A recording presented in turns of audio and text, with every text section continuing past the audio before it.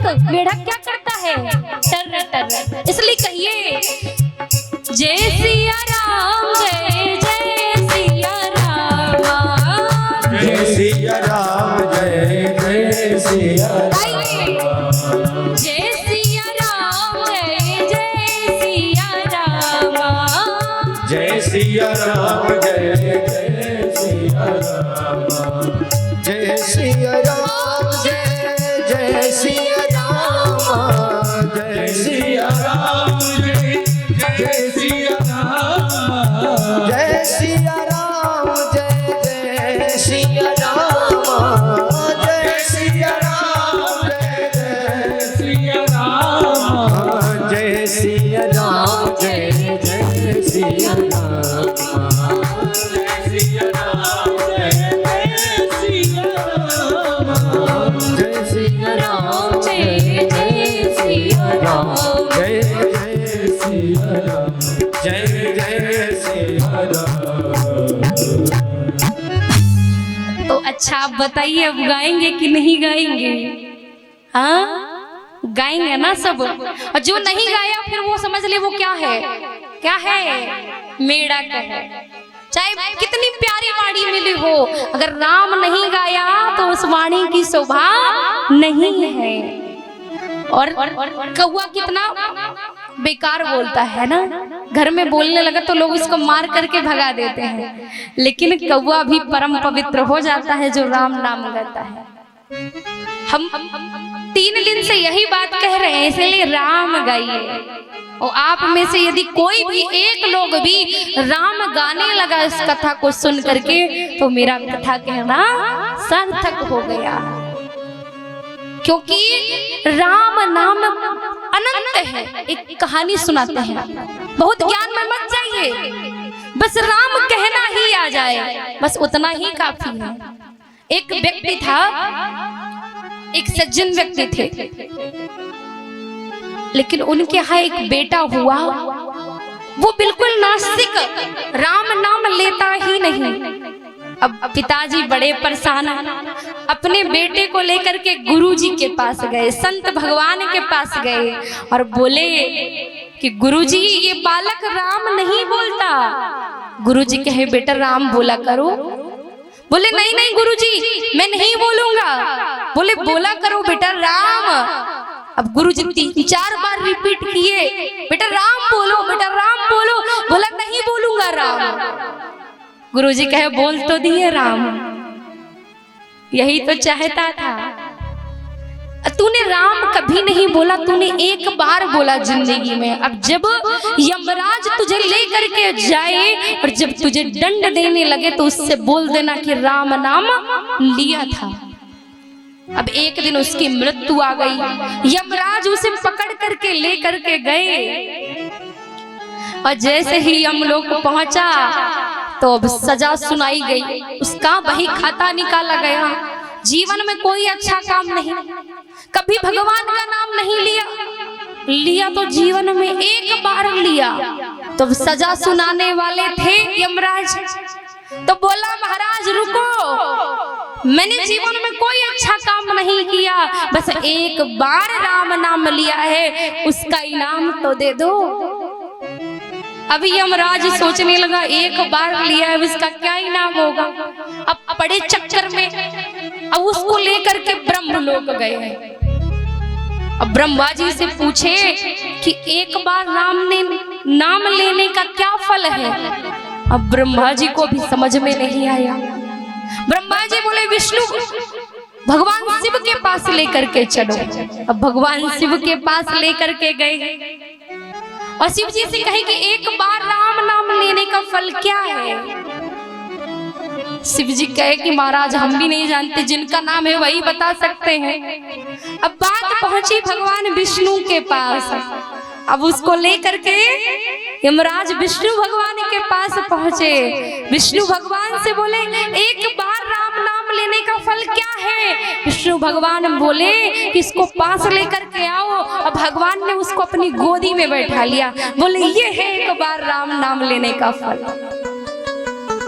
अब बताइए कितना बड़ा फल मिला एक बार राम नाम लेने का। ज्यादा चक्कर में नहीं पड़ना चाहिए, जीवन में राम कहना ही आ जाए बस, क्योंकि यही तो नहीं आता है। जन्म जन्म मुनि जतन कराही, जन्म जन्म मुनि जतन कराही, जन्म जन्म मुनि जतन कराही, जन्म जन्म मुनि जतन कराही,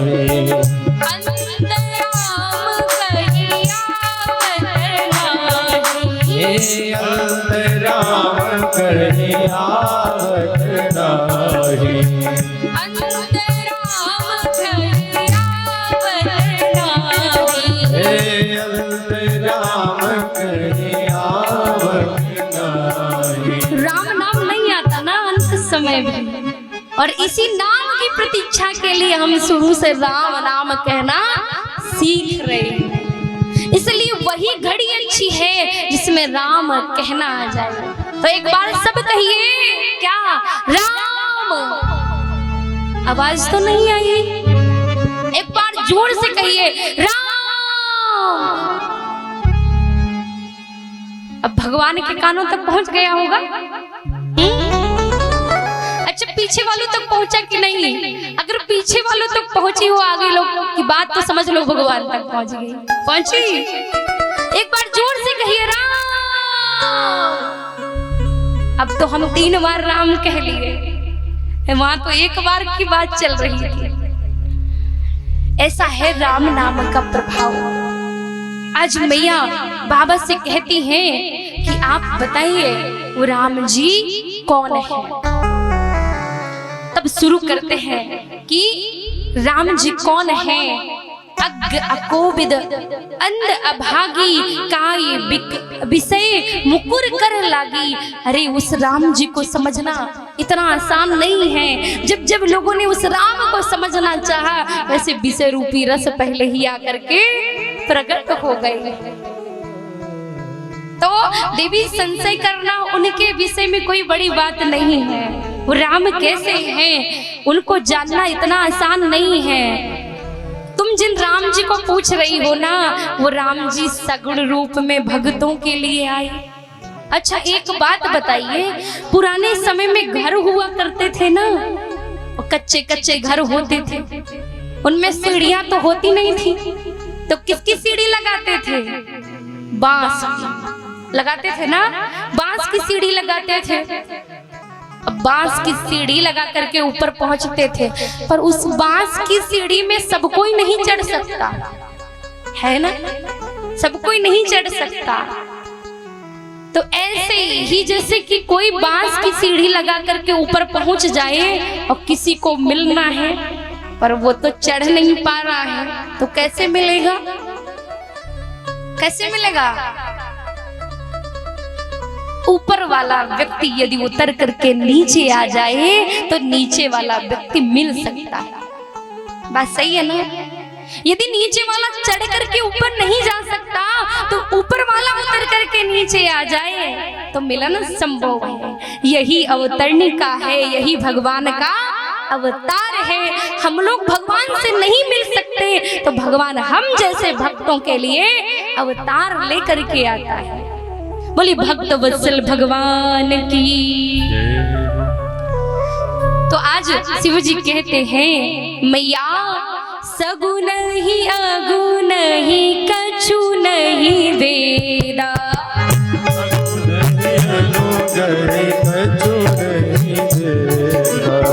गावहि मुनि पुराण वेदा,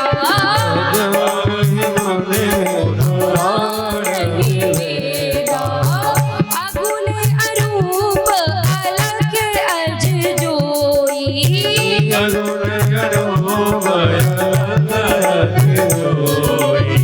भगत प्रेम बस सगुन ही सोई, भगत प्रेम बस सगुन ही सोई। गोस्वामी जी स्पष्ट कर दिए कि वो क्यों परमात्मा अवतार लेता है? भगत प्रेम बस। वो अवतार मारने के लिए नहीं लेता, भक्त के प्रेम में आकर के अवतार लेना पड़ता है ना। तो आज कहे कि वो अगुण, वो निराकार जिसका कोई आकार नहीं है। अच्छा एक बात बताओ, आकाश का कोई आकार है? आकाश का कोई आकार है नहीं ना। पर हम जितना जानते हैं उतनी महिमा गा देते हैं। जल का कोई आकार है, लेकिन गिलास में भरो तो गिलास का आकार ले लेता है। कटोरी में डालो तो कटोरी का आकार लेता है ना।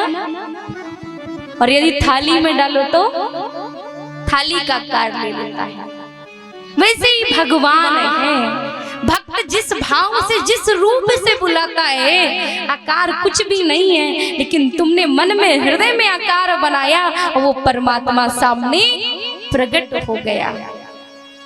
तो कहे कि वो परम पिता परमेश्वर निर्गुण है। राम सच्चिदानंद दिनीसा, नहीं तह मोह निसा अवलेसा। राम जी में कोई मोह नहीं था, वो सच्चिदानंद थे देवी, जिन पर आपको मोह हो गया।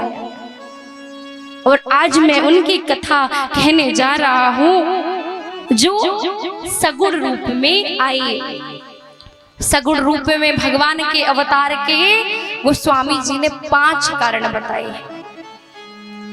भगवान 5 कारणों से इस धराधाम पर आए।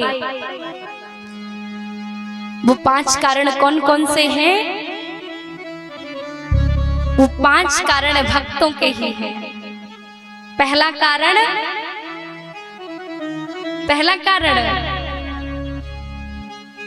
भगवान के अपने प्रिय भक्त जय और विजय, भगवान के भगवत पार्षद।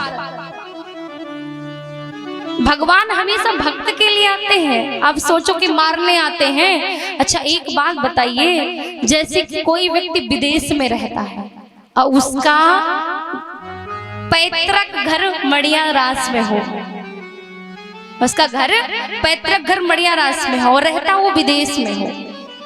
अब पड़ोसी भाई ने निमंत्रण दे दिया कि तुम्हें बिटिया के विवाह में जरूर आना है, आना ही है।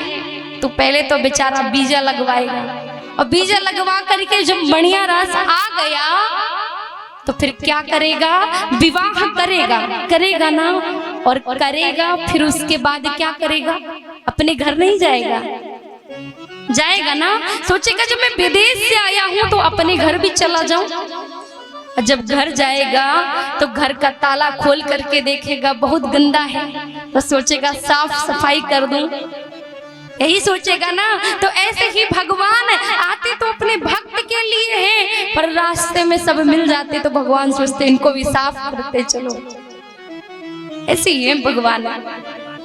तो आज भगवान अपने भगवत पार्षद जय और विजय के लिए अवतार लिए। एक बार शनकादि भगवान से मिलने के लिए कहाँ गए? वैकुंठ गए। अच्छा भैया, ये जो मोह है ना, ये चाहे जहां चले जाओ वहीं पकड़ लेता है। इसके लिए अलग जगह नहीं बनानी पड़ती। तो क्या हुआ? जय और विजय भगवान के द्वारपाल थे। सनकादि पहुंचे, शनकादियों को देखा। सनकादियों ने कहा हटो, ब्रह्म दर्शन में अवरोध बनते हो। बोले महाराज आपको कौन अंदर घुसने देगा? क्यों? क्योंकि सनकादि 5 साल के ही हैं। हमारे पूर्वजों के पूर्वज हैं, लेकिन कभी 6 साल के नहीं हुए। ये भजन का प्रताप है। सृष्टि के प्रारंभ में ब्रह्मा जी ने सनकादियों को प्रकट किया, पर कभी 6 साल के नहीं हुए। 6 साल के बालकों को जब जय और विजय ने देखा तो सोचा कि भगवान को जाकर के असमय परेशान करेंगे, इसलिए मना कर दिया। ऋषियों को समझ नहीं पाए और इन्हें मोह हो गया। तो कहे जाओ यहाँ से, प्रभु के दर्शन नहीं होंगे। अब संतों को क्रोध आ गया। अरे मूर्खो, हमें रोकते हो भगवान के दर्शन से? जाओ 3 जन्म के लिए राक्षस हो जाओ। इतने में भगवान के पास आवाज पहुंची, भगवान दौड़े दौड़े आए, त्राही माम, क्षमा करें, क्षमा करें। बोले देखिए प्रभु, हमारा वचन तो मिथ्या नहीं हो सकता, लेकिन एक बात कहें, 3 जन्म तक तो इन्हें राक्षस बनना पड़ेगा, लेकिन आपको इनका उद्धार करने के लिए अवतार लेना पड़ेगा। तो पहला कारण ये हुआ कि ये बने सतयुग में, क्या बने, हिरण्यकश्यपु और हिरण्याक्ष। भगवान को नरसिंह अवतार और वराह अवतार लेकर के इनका वध करना पड़ा। और त्रेता में रावण और कुंभकर्ण बने, तो भगवान को अवतार लेकर के इनका वध करना पड़ा। और द्वापर में क्या बने, शिशुपाल और दंतवक्र, तो भगवान कृष्ण के रूप में इनका उद्धार करते हैं। ये भगवान के जन्म का पहला कारण है। भगवान शिव माता पार्वती को सुना रहे हैं। अब बोले दूसरा कारण क्या है? दूसरा कारण ये है कि जो तुलसी माता है, इनके पूर्व जन्म का नाम है वृंदा। और भगवान ने क्या किया, वृंदा के पति जलंधर का भगवान ने उद्धार कर दिया।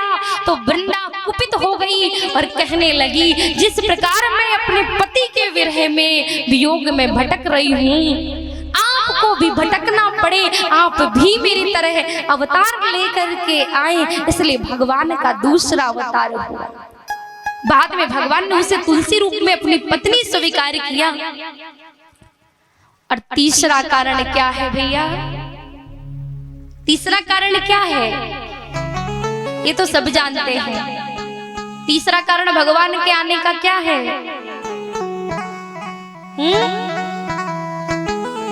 आज मैया अभी तक की कथा में कुछ नहीं बोली, बाबा सुनाते जा रहे हैं। अब जब जैसे ही तीसरा कारण आया तो बोली कि भगवान को इसलिए भी अवतार लेना पड़ा क्योंकि नारद जी ने भगवान को श्राप दिया।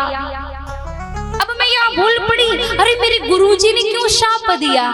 का अपराध रमा पति की ना, ये नहीं कहे कि नारद जी से अपराध हो गया, ये कहे कि गुरुजी क्यों श्राप दिए, रमापति से क्या अपराध हो गया। गुरु निष्ठा ऐसी ही होनी चाहिए कि एक बार विधाता भी आकर के कह दे कि तेरा गुरु गलत है, पर शिष्य मानने को तैयार न। वो आजकल के शिष्य भैया इतने कमजोर हैं कि पड़ोसी ही आकर के गुरु जी के बारे में बुराई कर दे तो लोग अपने ही गुरु से बैर कर लेते हैं।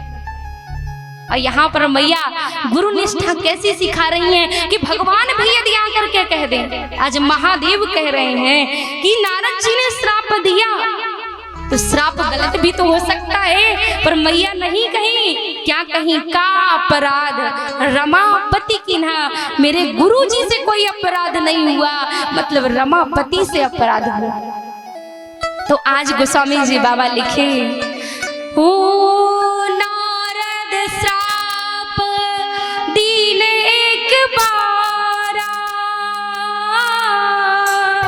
कल्प एक लगी तेहि अवतारा, राम सिया राम सिया राम जय जय राम, राम सिया राम जय जय राम सिया राम सिया राम जय जय राम, राम सिया राम जय जय राम।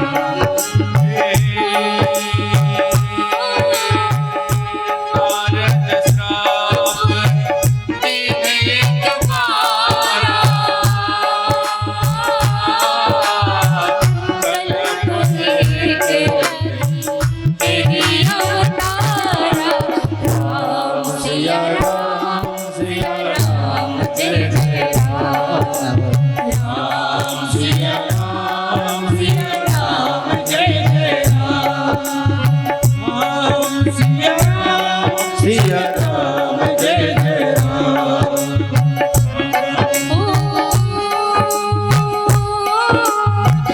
गिरिजा चकित भई सुनवानी, नारद विष्णु भगत मुनि ज्ञानी, राम सिया राम जय जय राम। राम सिया राम जय जय राम। राम सिया जय जय राम। सिया राम सिया राम जय जय। क्या हुआ कि गिरिजा भाई चकित हो गई, मतलब आश्चर्यचकित हो गई कि ऐसा क्यों हुआ। नारद जी तो ज्ञानी है, और ज्ञानी भी कभी कभी भगवान की माया में ऐसे चक्कर खाता है कि परम रोगी बन जाता है ना। अब भगवान की माया तो बड़ी बलवती है, बड़े बड़े योगियों को छोड़ दे तो बड़ी कृपा समझो। अब क्या हुआ, भोले बाबा बोले कि मैया भवानी आप सुनिए। बोले बिहस महेश तब ज्ञानी मूढ़ न कोई। कुछ लोग कहते थे ना मैं मूर्ख हूँ, अरे कोई मूर्ख नहीं है, कोई ज्ञानी नहीं है, ये तो भगवान जिसको जो बनाना चाहे वो बन जाता है। मैं दूसरे की बात क्या करूं, मैं अपनी बात करूं। तो मैं अपने जीवन से ही सीखती हूँ कि भगवान ने क्या सेवा दी मुझे। मेरे घर में सब जॉब करते हैं और सब पुलिस डिपार्टमेंट से हैं, और मैं भी इसी की तैयारी कर रही थी, पर भगवान ने मुझे ये सेवा दी। तो इसलिए कहते हैं कि संसार में कुछ भी असंभव नहीं है, भगवान की कृपा जहां पर हो। जा पर कृपा राम की होई, ता पर कृपा करहि सब कोई। इस संसार में कुछ भी असंभव नहीं है। तो आज यही बात भगवान शिव भी कह रहे हैं कि बोले बिहसि महेश तब ज्ञानी मूढ़ न कोय, अजहि जस रघुपति करही जस सोतन तेहि छल होय। कई बार हम लोग निकलते हैं अच्छा काम करने के लिए, पर हमारे साथ ही बुरा हो जाता है। हम कहते हैं प्रभु हमने किया तो अच्छा था, पर हो गया बुरा। अरे जब बुरा पूर्व में किया है उसका भुगतान तो करना पड़ेगा ना। चाहे कितना भी अच्छा कर लो, लेकिन पूर्व में जो किया है उसका भुगतान तो हमें ही करना पड़ेगा।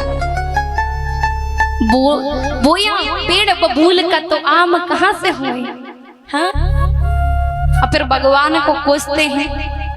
तो आज